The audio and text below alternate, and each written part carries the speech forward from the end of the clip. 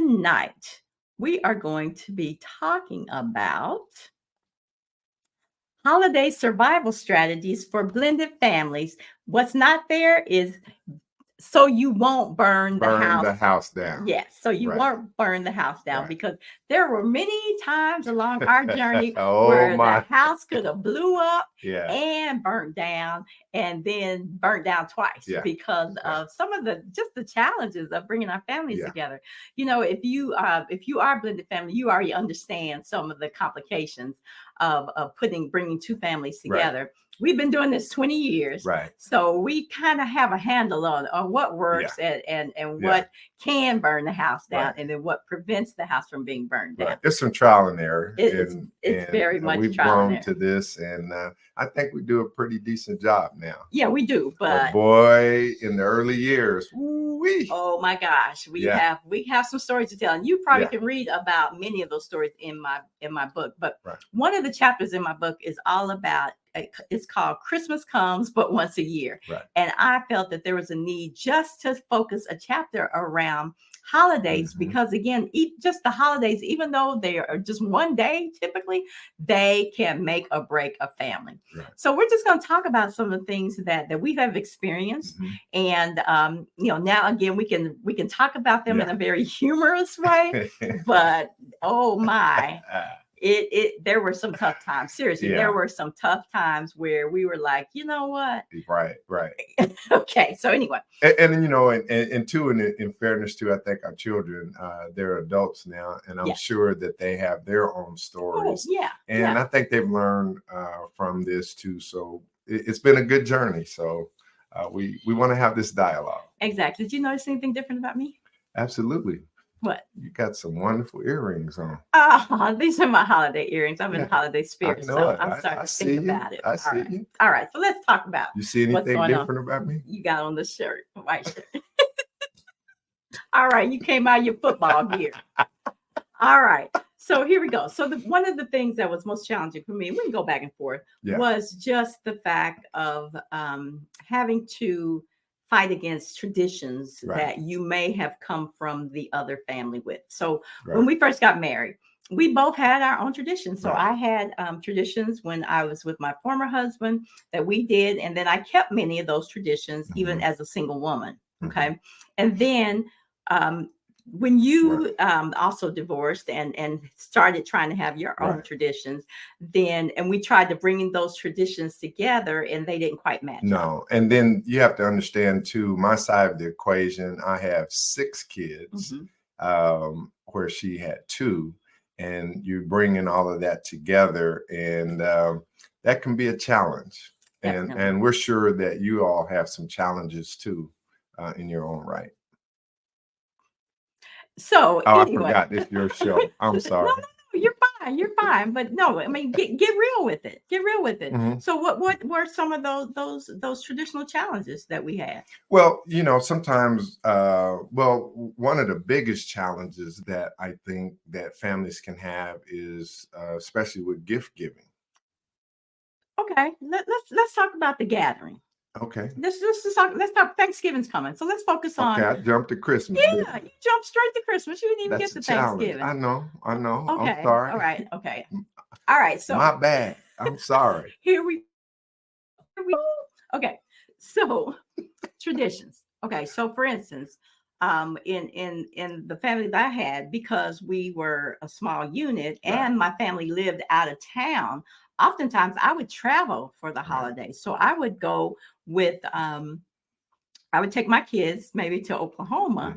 And then once we married, we first of all had to figure out like where they going. Right. Because some Thanksgivings we might not even have the kids. Right.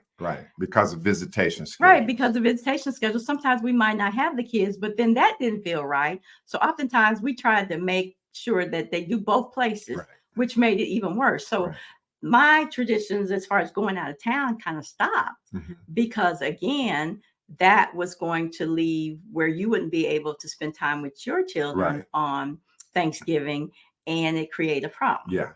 Yeah. And the other part of that too is being from a larger family where you had more connected, extended family to get those little visitations in as well. Oh yeah, so you could be running all over the place Exactly. for Thanksgiving, Exactly. trying to make sure everybody's happy. Right.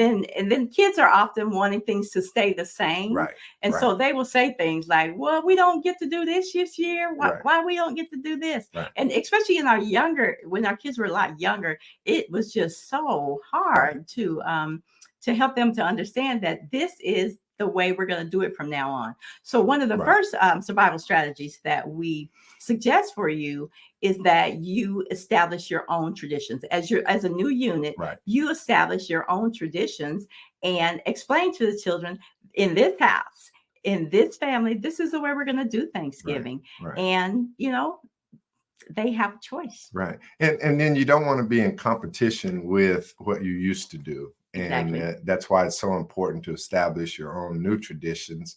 And I think once you feel that, it's not going to feel the same, but it's going to be something new and fresh, and then just kind of see that through. Yeah. And then you as a couple stand by what you are doing. Right. And again, be sensitive to the children, have those conversations, but be sensitive, but at the same time, make the decisions as a couple and then go forward with right. And I think that's the key to it, is making the decision as a couple, because if you don't consult with one another, that's where you're going to, you might as well bring the gasoline, bring the matches, because you're right there. You're getting ready to burn the house down. Getting ready to burn the house down, because again, if we start having those private conversations and it almost appears like you're blaming the other person, then you're going to hear about it sooner. Exactly. Exactly. It's going to show up. Yeah, definitely.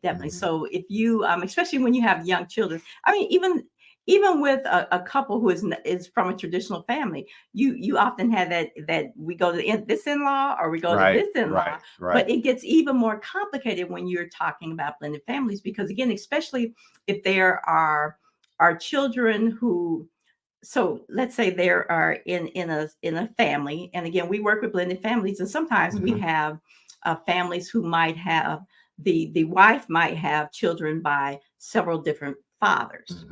And so if children are trying to go one place and it gets extremely difficult.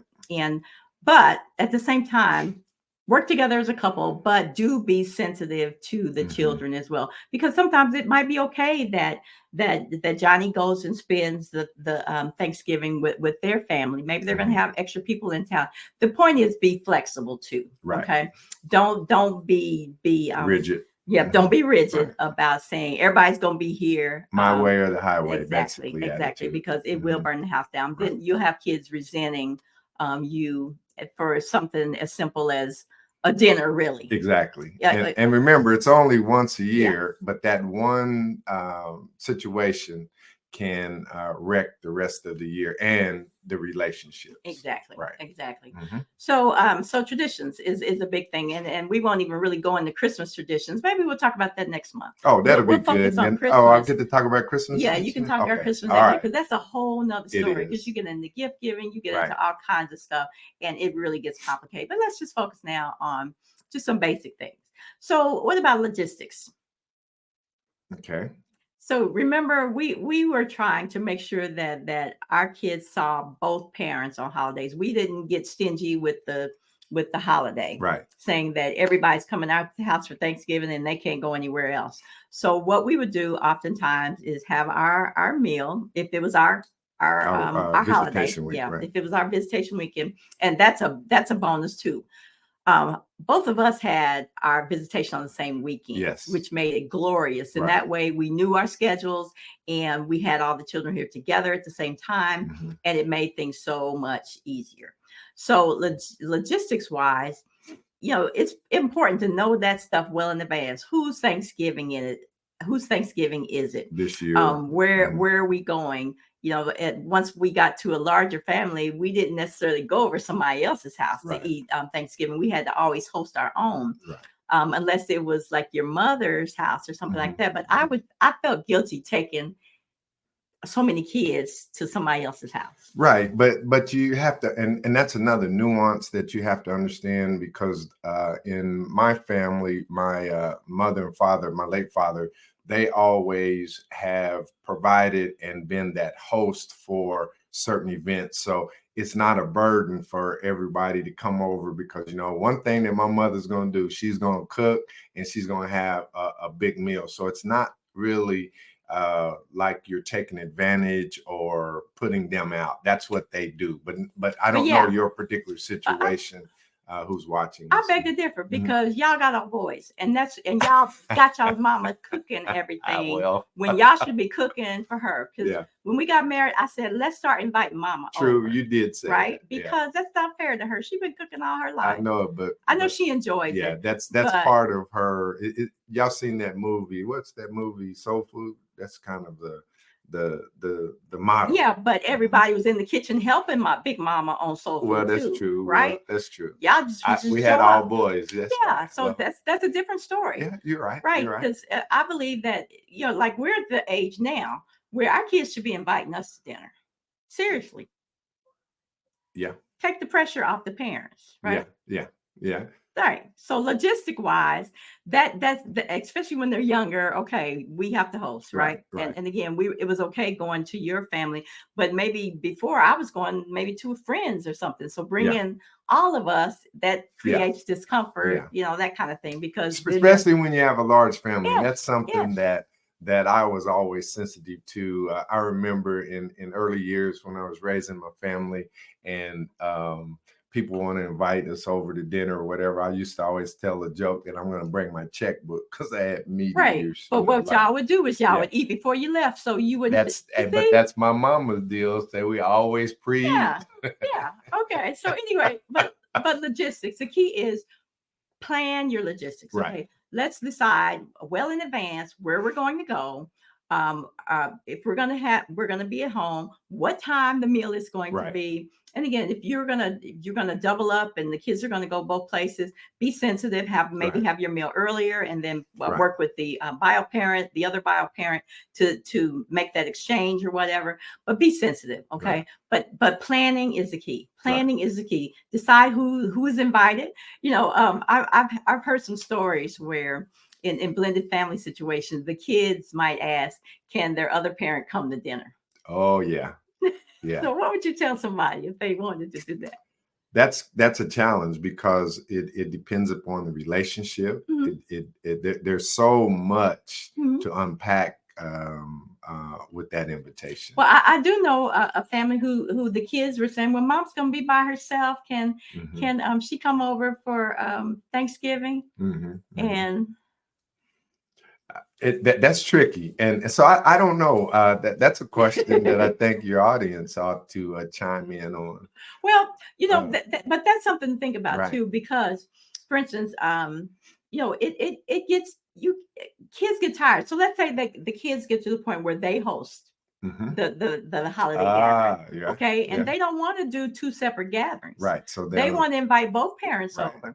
And so there might be times where you're all in the same space, and you just got to deal with it, right? Because that's hard on children. Think about it, that we can't invite mom because dad's coming, and that's not fair to children. So again, think about these logistics, work them out, and then do what's best for your family, right? Okay, and again, something that's not going to burn the house down. Right. I mean, we had the same kind of challenges when we were trying to plan for graduations, for weddings, and those kinds of things that we had to figure out how to work together. And think about it, it's one meal.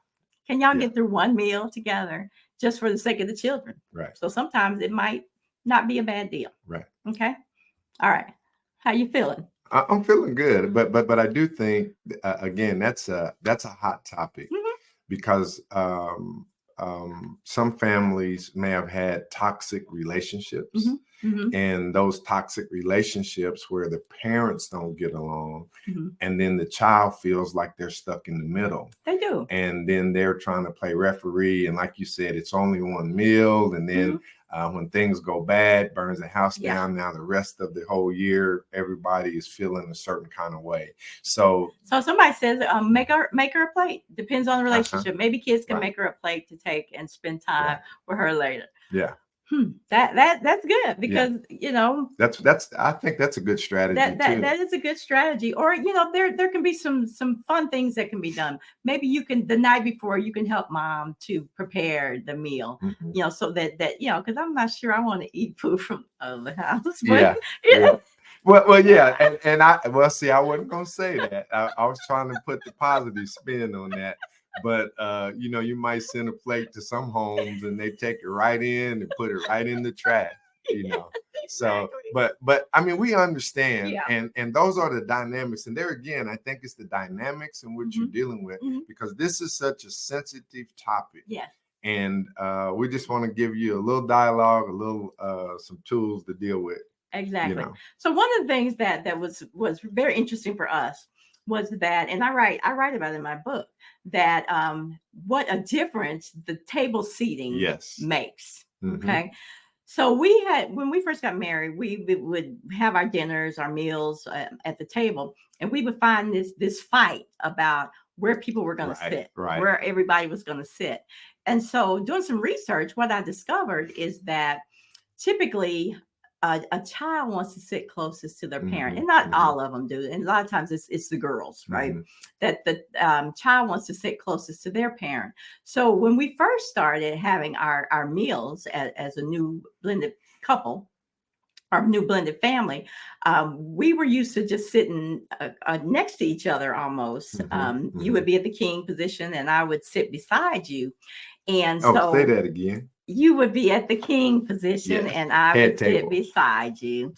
And so, but oftentimes your daughter wanted to sit beside you. Right. And so if I was taking that seat, that felt uncomfortable. So eventually what happened was we discovered that the king and queen position at the table was the best solution for us, even though we were, you know, far away from each other at the table. The king and queen situation worked better because in that way, I had an opportunity for at least two children to sit by me. If that was the case, you know, son didn't care. You know, the girl usually is the one that wants to be by that parent. So it just turned the whole situation around. Right. And so think about your seating arrangements when you are at holiday meals. And again, if you have extended family, whether you have folks that don't get along in the family, the seating arrangements can make such a difference. So you might do something like seating cards. Absolutely. That's a great idea to do that and put be intentional about it, because you might think that is something so insignificant. And we're here to tell you that can make or break your whole dinner situation. Yeah. And again, typically in a blended family, the more meals you have together actually helps your family to blend a whole lot better, because again, you have conversations around the table that can bring your family together, not separate you, because everybody's there together. And with that, there's some conversations just keep off the Thanksgiving table or the table altogether, because again, any conversations that are going to divide, any conversations that are going to exclude, you know, because kids want to talk about memories oftentimes, right? But keep the conversation so that everybody is included, so that nobody feels left out. Because there were times I remember in our situation where perhaps you all would start having these memories, and then we didn't feel included. So we were like, okay, well, we'll go in the other room or something. Let y'all keep going. But manage the conversations. As an adult, you might even might have some ideas in your mind about the topics you're going to talk about. And as a rule of thumb, politics probably isn't a good one to talk about. In blended families, y'all probably have same beliefs, but again, it could be different. You know, you don't know how blended the family is. True. You're talking about adults. Yeah. I don't want to talk about the politics of the family. Okay. One tradition that I'm gonna mess with you about is the fact Here we go, y'all. That, you know, I'm from a mom who ran a daycare center, and she believes in food safety rules, right? Mhm. And so what would happen with us is I would start putting up the food Right after. the meal was over. Okay. Because again, that food should be sitting out. We need to put it up so that everybody will be safe and everything. But you was like, why are you putting the food up? You Right, act like too soon. well, but it's okay to go in the refrigerator and get some more food later, but to leave that food out all waiting on everybody Well, to go back 3 and 4 times, she I'm was sorry. closing, y'all. In my defense, she was closing the kitchen too early. The kitchen, It wasn't even the last call, y'all. the kitchen was not closed. It was just not food sitting out. It was on warmers. It was going to be all Have right. you had food poisoning before? I have. Okay. My point. Moving right along. Moving right along. We ain't gonna burn the house down, but after the second and a half feeding, the food is going in the refrigerator. Okay. But typically, you know, in larger families where you've cooked a lot, and yeah, safety is number one. Yes. Of course. Mhm. But and again, you know, working together to box things up and refrigerate them, that's probably the best way to do that. So we'll move right along. Okay. Next subject. Okay. Please. So now that our kids are adults, so we have a whole new dynamics now. Yeah. That our kids are adults, and part of that is when they want to bring their dates or their not dates or whoever they want to invite to the gathering that we planned. Yeah. Right. That's a challenge. That's a challenge. Let's talk about that. Well, I think it's a challenge from this way, and I don't know how the audience feels about it, but as your adult children get into relationships, and you have to understand, I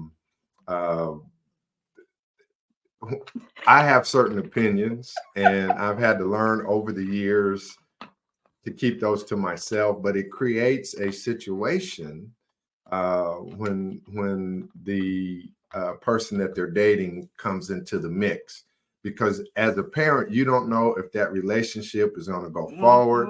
You don't know what you don't know. I'll put it that way. And that can create an awkward situation, especially around holidays. Yes. Yes. And I'm a punch pause right there, because I'd like for you to chime in. I don't know. Sometimes what I feel like is our kids use us as entertainment. I don't know. They'll find friends that they say don't have anywhere to go eat or whatever, and that's fine. That's different. But I don't mind. We don't mind. If they have a friend who's from out of town or something, bringing them over or whatever.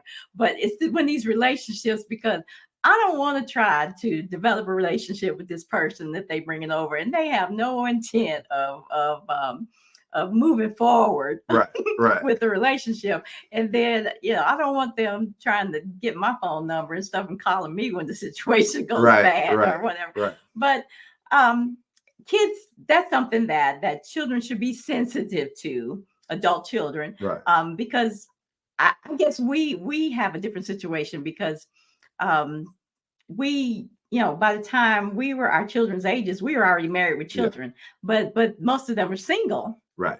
And so, I've been waiting on them to host the gatherings, right? Rather than us doing all the work, but it's not there yet. And so when they don't host and then still want to bring folks, that's just that's a little bit much for me. Then you host, and then we'll come over as guests, and you can invite whoever you want to invite. True. Right? And y'all going to have y'all little happy date and go about y'all's business. True. That's a challenge, and I want to put another wrinkle in with this, because you may be in a situation where your adult child has been in a relationship, and that relationship has given you a grandson or granddaughter. Yes. So your child may not even be in a relationship with the grandbaby's mama. Mm-hmm. So that creates another layer, because you want to see your grandchildren. Mm-hmm. And at the same token, that your grandchild is not in relationship any longer with that particular baby's mama, if you will. I don't want to, make it traumatized like that. So it becomes complicated. So see, blending families and the nuances of life itself creates all of these dynamics that can burn the house down. So what do you do in that situation? Well, again, just think about it from an adult standpoint. Let's look at it reverse. Okay. Let's say that when we were single, okay, and if you wanted to have your Thanksgiving dinner with your children and invite some woman over, not. I mean, somebody that they didn't know. If you were single and not, yeah, that wasn't gonna happen. Right. Especially they said, well, why come mom couldn't come? Who's that? We don't, so no. See, I've messed you up. Yeah, you did. That ain't working. Because see, number one, the daughters is gonna stand it. Right, and they're gonna feel a certain kind of way. I know. And yeah, those, but see, again, that's the situation that many of you are going to be faced with. And how do you navigate that, especially during a significant holiday like Thanksgiving? Everybody's supposed to be thankful, grateful, and enjoy a wonderful meal. And all you're wanting to do is just get through the dinner. Yes, just get through the dinner. And you got all of these dynamics. Yes. And everything. So that's a challenge. Now, here's another one. Okay. So let's be honest. Okay. Everybody has that one family member. Okay. Oh, yeah.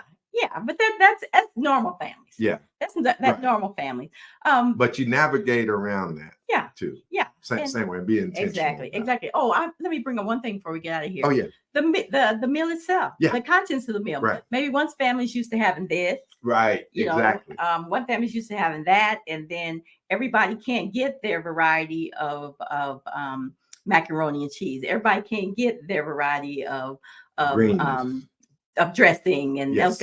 Like right now, I make 3 dressings because everybody kind of wants a different one. Right. But again, we have to say it's one meal. Okay, it's one meal, and don't kill the fatted calf and have 100 dishes trying to satisfy everybody. What you can do now is if a child has a favorite dish that they want, then they can prepare it, or they can help you to prepare it.